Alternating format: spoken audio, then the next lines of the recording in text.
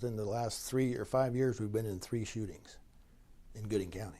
That's not heard of, but that's what's changed. It's not local people; it's people coming through. You know, we have an interstate, and it draws people from other states that are undesirable, and they cause problems.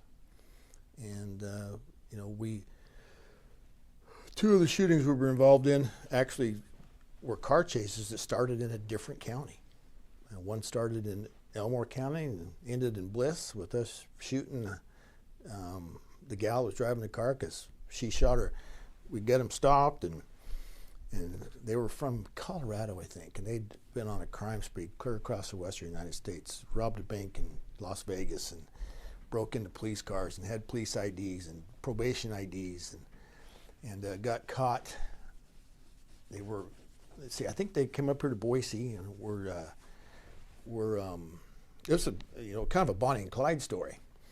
They were really raising hell up here in Boise, and then Mountain Home got onto them, which is a county, Elmore County, just a county west of us, and chased them into our county, into a small town of Bliss, and they made a wrong turn and kind of boxed themselves in. And when they knew the gig was up, the female was driving. She said, well, I mean, she looked at her boyfriend that was sitting in the passenger. She said, well, this is it, so I guess we're going out together. So she shoots him, and we shoot her. Neither one of them died, but that was our first one. And then, you know, we had one later that was a local gal that had some mental issues that nobody would help her. We tried. We'd been there 3 or 4 nights that week, and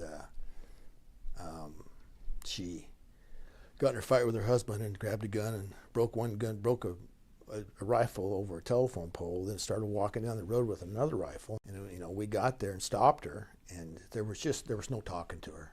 Her mental state was she just wasn't rational at all. And we did everything we could, and I actually had a that's another change we'll talk about, is I had one less lethal shotgun in the county, and it was clear it was 24 miles away down in the sergeant's car. And I had called him and I said, you've got to get up here with that rifle, with that shotgun. And if we'd have had that, she'd still be alive today.